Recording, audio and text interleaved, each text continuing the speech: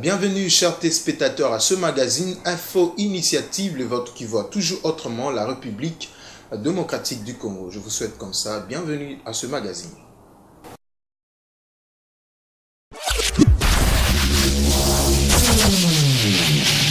Débutons ce magazine avec Campus Vert en collaboration avec Wallonie-Bruxelles, apporte des éléments d'information sur le pratique agroforestière en RDC. C'est l'objectif même poursuivi par ce projet en organisant un atelier le mercredi 7 février au centre Wallonie-Bruxelles. Reportage.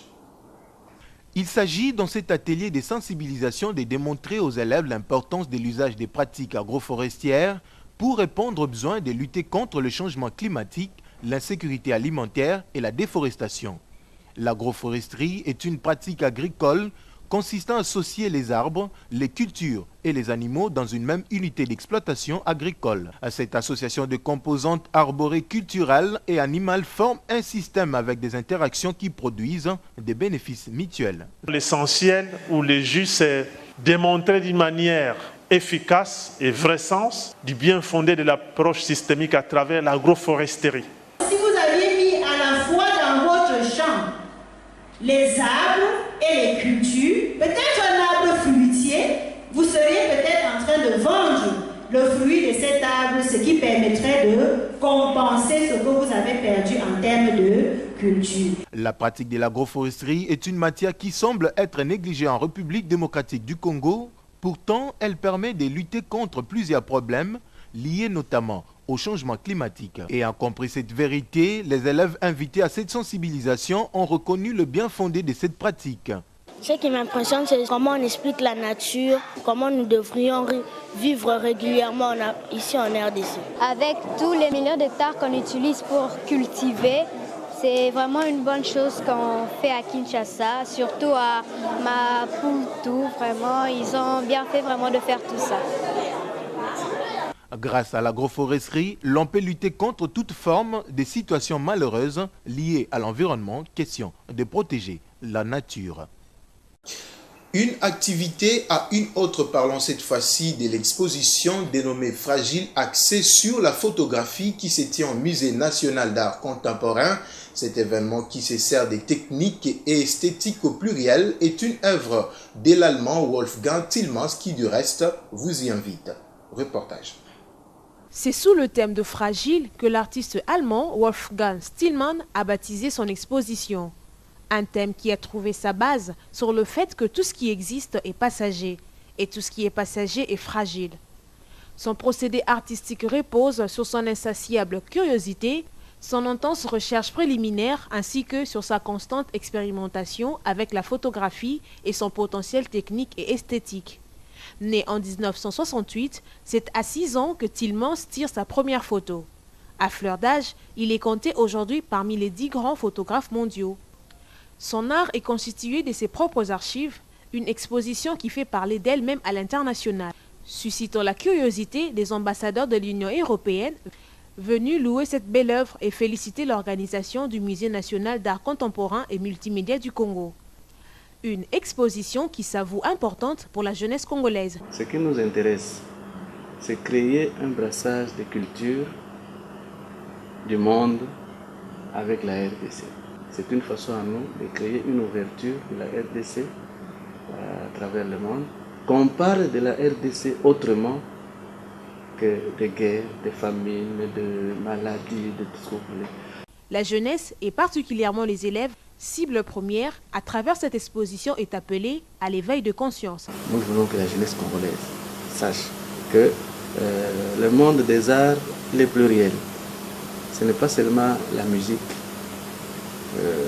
le théâtre, l'humour, un objet d'art, peinture, sculpture, céramique, qui peut vous faire un nom dans le monde, mais la photographie également peut parler de vous et peut vous faire connaître à travers le monde. Un rendez-vous réussi, bien plus qu'attendu, les organisateurs se disent satisfaits.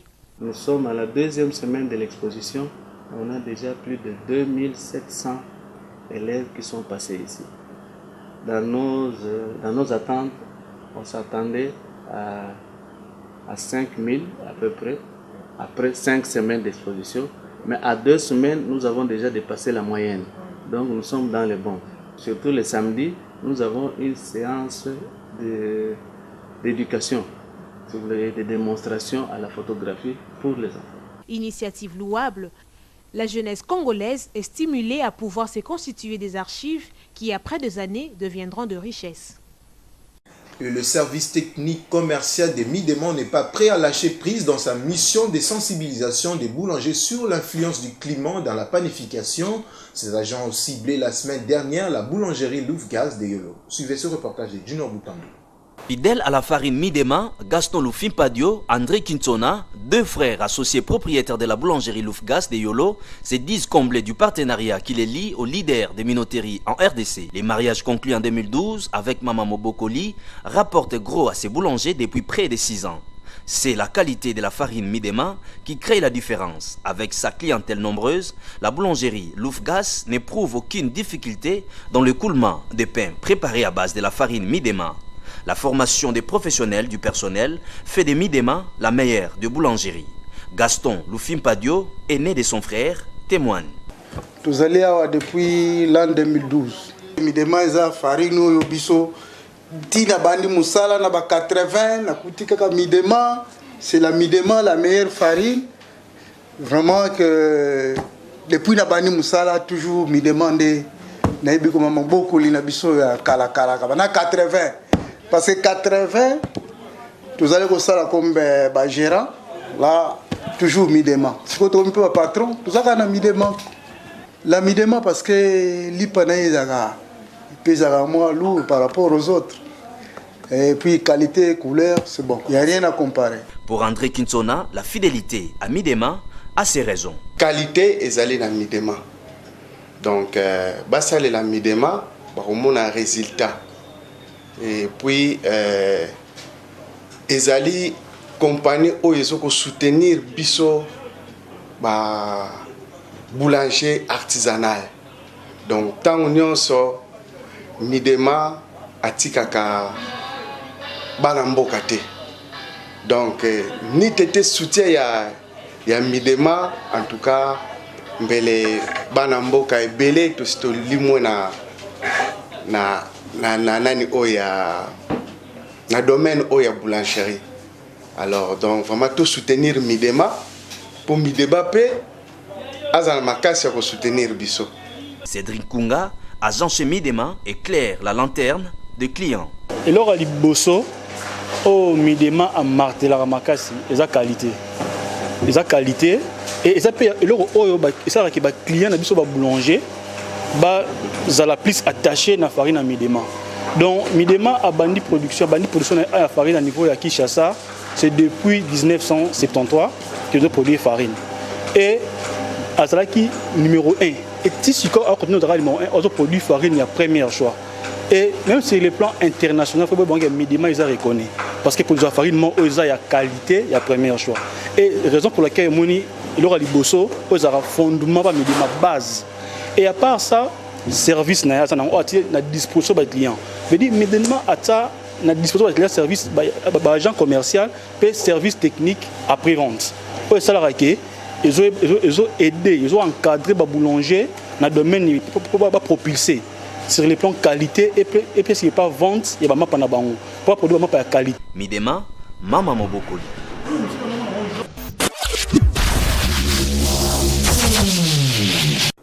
Basculant dans la politique, les dates du 26 et 27 février sont retenues pour l'organisation du congrès de l'UDPS devant élire le remplaçant de Tianti Sekedi. L'annonce de cet événement a été faite par Jean-Marc Kabound lors de son point de presse le jeudi dernier. Suivez. Il y aura congrès. Félix s'est déjà proclamé candidat. Sûrement qu'il y aura d'autres candidats et que le meilleur l'emporte.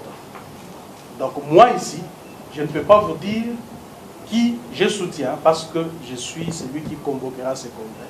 Pour mettre en confiance tout le monde, il ne faudrait pas que je sois jugé parti. Mais ce jour-là, j'aurai aussi droit au vote, je voterai aussi. Et si je peux battre ma campagne hors caméra, je le ferai, mais pas devant les caméras. Tout à fait autre chose, dans sa conférence de presse de mercredi dernier, la MONUSCO a entre autres fait état de la situation sécuritaire au Kasaï, Ituri et au Nord Kivu.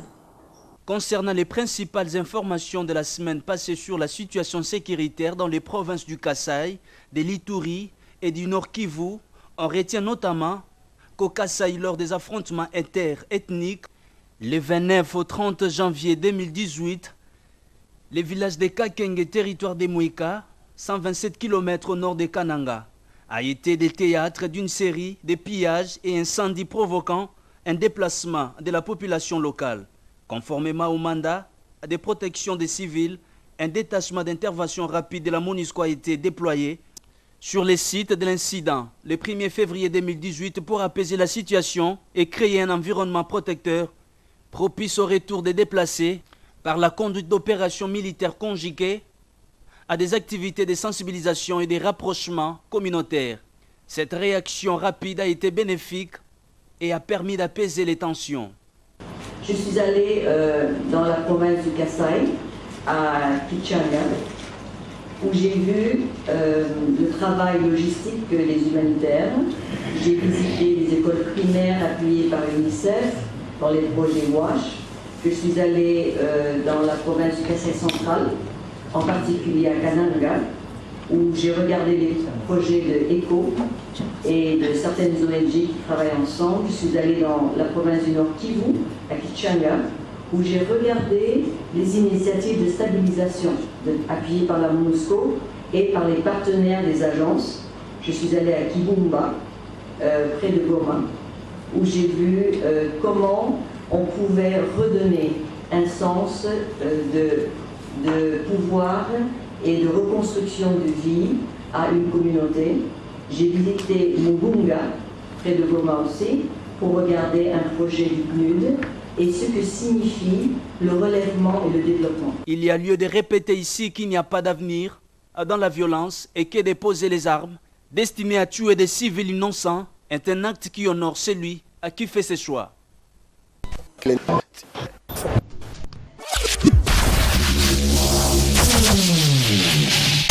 Parlons société dans ce magazine, aussi surprenant que cela puisse être, certaines personnes dans l'opinion publique souhaiteraient que la CENI délivre 2 cartes d'électeurs à chaque citoyen. Pourquoi ce vœu? Leurs auteurs l'ont dit à nos micros. Sans doute, si le souhait émis par plusieurs personnes de posséder au moins 2 cartes d'électeurs peut paraître paisible, il n'en est pas moins de celui de reproduire des copies en guise de doublons. Ceci pourront faire face à plusieurs aléas liés à la perte et à la détérioration. Ville aux réalités multiples, Kinshasa donne à ces sujets de thèmes de réflexion pour parer à toute éventualité. D'un côté, c'est pas bien, puisque ça expose les membres de la CENI à la majoration des personnes qui vont aller élire au moment des votes. Puisqu'il se peut que chacun qui va se présenter avec une carte d'électeur signifie une voix pour lui. Et quand vous en avez 4-5, vous avez déjà 4-5 voix. Fait choquant, la population congolaise est sans document d'identité depuis plus de 3 décennies. Moi, je crois que nos policiers doivent apprendre aussi à comprendre des choses. C'est la carte d'identité, c'est la carte d'électeur et non la pièce d'identité. Sinon, ça sert de pièce d'identité. Seule la carte d'identité octroie une protection aux citoyens d'un pays. Que dit principalement l'arsenal juridique congolais sur le nombre des heures de travail? Combien d'entreprises respectent ces dispositifs? Les éléments de réponse dans ce reportage. Selon la loi en vigueur en République démocratique du Congo, 8 heures de service et au moins 2 heures de repos sont obligatoires pour le travailleur. Une législation élaborée pour permettre l'harmonie entre le travailleur et l'employeur. Autant le travail est utile, autant la reconstitution physique est nécessaire pour le repos. Toute violation de l'une ou l'autre période est un outrage à la loi. Dans nos entreprises actuelles, il est tellement difficile de pouvoir respecter cela. Parce qu'on se retrouve à des problèmes des heures supplémentaires, à des fois qui ne sont pas respectées, et surtout les agents de sécurité qui sont malmenés et utilisés d'une manière abusive. L'être humain a droit au repos et à l'obligation du travail dans le respect absolu de sa santé. Le repos est une force pour un bon travail. Autre sujet, dans cette rubrique, plusieurs raisons seraient à la base de la disparité scolaire actuelle en RDC. On cite sur ce lot le non-paiement des parents et le chômage accru de ces derniers. Reportage. Assurément, malgré les diverses autres raisons, La situation économique du pays est la cause principale de la non-scolarisation de plusieurs enfants congolais. Autrefois domaine sacré, l'éducation scolaire a perdu son sens en République démocratique du Congo. Triste réalité à laquelle est confronté le pays dont les dirigeants ont résolu de consacrer pas plus de 1% à l'enseignement, comme le témoignent certains parents qui indexent aussi le comportement de certains enfants. La grande responsabilité ne revient pas seulement aux parents, mais à l'État qui paye mal les parents. Et les parents n'arrivent pas à payer les études pour leurs enfants. L'État a au moins 80% des responsabilités. Parce que l'État organise la société. L'État doit voir demain quelle sera ma jeunesse, quels sont les adultes que moi j'aurai demain. Il y a de ces parents-là qui ont étudié, mais qui se dit qu'au Congo il n'y a pas de boulot. Espérant que l'État puisse leur embaucher, ils n'ont pas trouvé cette opportunité-là. Et lorsqu'il va rester, il se dit non, je n'ai pas de moyens, mes enfants, vous allez rester à la maison, commencer à me vendre de l'eau et faire d'autres activités. Avec la démission de l'État, premier promoteur de l'enseignement qui du reste a placé les parents dans une situation d'impayement chronique, aucune projection meilleure, alors ces derniers devraient prendre leurs responsabilités en main. Aujourd'hui, des milliers d'enfants qui n'étudient pas, des milliers d'enfants qui se promènent ici, il y a des chèques de 15 ans. Il y a des couloirs qui sont connus, les couloirs Kimbuta, Andjili, les couloirs à Matongé. Il y a des couloirs partout. À Lemba-Foire, il y a des couloirs. Il y a des enfants qui sont là. Et qui doit prendre en charge ces enfants? C'est l'État qui doit orienter la population. C'est l'État qui est le premier éducateur. Et les parents suivent l'exemple de l'État, les contraintes de l'État. Pourtant, l'instruction est la clé qui ouvre la porte à la vie plurielle. Alors que pensent les utilisateurs des performances actuelles du téléphone cellulaire? Outre les appels vocaux, c'est désormais possible d'échanger des photos, vidéos, sons et autres. Reportages. À nos jours, la technologie ne cesse d'accroître, voire le téléphone. Les études ont montré que l'équipement en téléphonie mobile, qu'elle soit nationale ou internationale, distingue deux grandes catégories. Le téléphone mobile basique centré essentiellement sur la fonction de téléphonie et le smartphone. Un téléphone multifonction plus élaboré pour offrir de nombreuses autres possibilités. Avec plus de vidéos, réseaux sociaux, cela peut même nous gâcher du temps. Les téléphones, c'est bien beau d'utiliser, d'appeler, de faire comme ça, beaucoup de choses, c'est bien. Mais il y a beaucoup de conséquences sur les téléphones. Je peux dire que les téléphones ont l'habitude aussi de nous gaspiller le temps. On peut rester avec le téléphone, de naviguer, de Facebook, de WhatsApp. Mais le temps de travailler, ça passe trop vite. Si tu n'es pas attentif, tu auras beaucoup de problèmes. Mais quels conseils peut-on donner à la génération d'aujourd'hui, parents et élites de demain? Ce qui me fait mal, c'est pour cette génération de demain, et ne comprennent pas. Tu vas voir que l'enfant, il peut être à l'école, mais il est en train de naviguer à l'école. Est-ce que vous contribuez vraiment dans l'éducation des enfants avec des téléphones à l'école? Il y a aussi des jeunes filles. Tu vas voir qu'un garçon peut t'appeler, envoyez-moi les sexes, envoyez-moi ceci, envoyez-moi ceci. Nous, on ne peut pas faire les rapports avec les téléphones, c'est vague. Un conseil, ne surtout pas être esclave de ce que l'homme nous fabrique. Obligé d'avoir un téléphone, certes, mais savoir mieux s'en servir. Où va le pays de Lumumba lorsque la RDC fait criamment face à une absence de politique sanitaire adaptée? Téné, un homme refoulé de l'ex-Mamayemo, trouve la mort devant son lieu de service par défaut de moyens. Suivez dans ces reportages. Si le thème de cette année relatif à la journée mondiale de maladies célébrée chaque 11 février nous oblige à accompagner les patients, la réalité est tout autre pour cet homme trouvé mort devant son lieu de service par manque de soins médicaux, faute d'argent. Des témoignages révèlent un état des choses lamentable là-dessus. La maladie de Papa Salah a débuté le vendredi passé. Vu son état, il a été transféré à Mamayemo pour ses soins médicaux jusqu'au dimanche. Retourné le lundi au travail, il fut renvoyé. Suite à cela, il piqua une crise. Le volontariat, l'assistance et les secours à personnes en danger se sont transformés en slogan creux en RDC. À ce tableau sombre s'ajoute l'absence criante de politique sanitaire. Les médecins n'ont plus de choix que leur attitude affichée actuellement. L'homme allongé par terre travaillait ici au casino, comme balayeur. Mais nous sommes surpris qu'il meure, ici devant le lieu de travail. 5 ans de service, Sans contrat, le nommé Nsala tire sa révérence dans les conditions inacceptables. Les services judiciaires sont vivement invités à l'action. Bien avant de clore ce magazine, sans nul doute, retenez que le centre El Rafa reste une référence en matière de soins de santé de qualité à Kinshasa et au Nord. La célèbre artiste du théâtre populaire Mireille Ketcha du groupe Le Star des Bobos en a fait l'expérience après une opération risquée.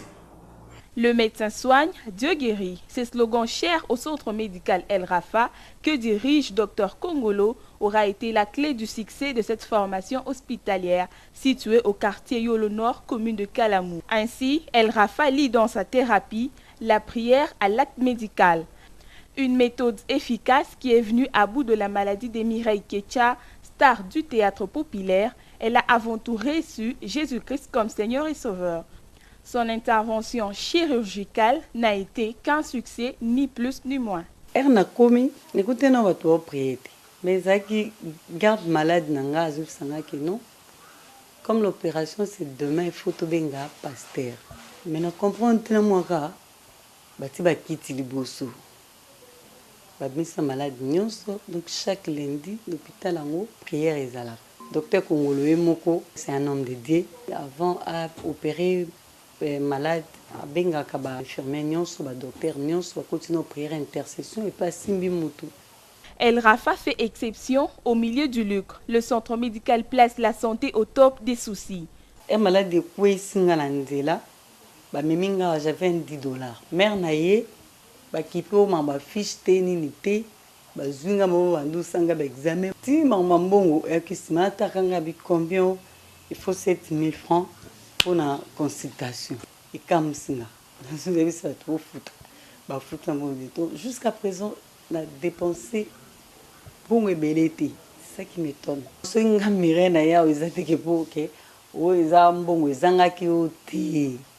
Donc traitement aux awa et les kelinga. Donc dans mon accord le coin en galé mani ba au traitenga et puis ba opérer ba tumsuna misuna na on va opérer mutu le batamboli. Mais où trouver El Rafa? Vous prenez votre transport, vous descendez juste au croisement Bongolo et chaussée de Kimwenza. Vous prenez chaussée de Kimwenza, pas du côté Kauka, mais du côté Yolo.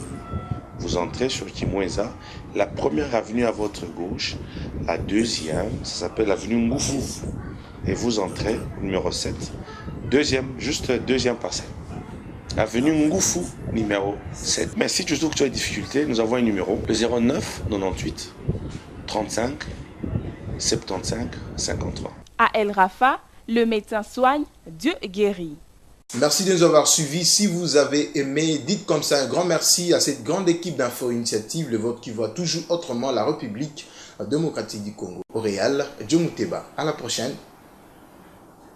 Au revoir.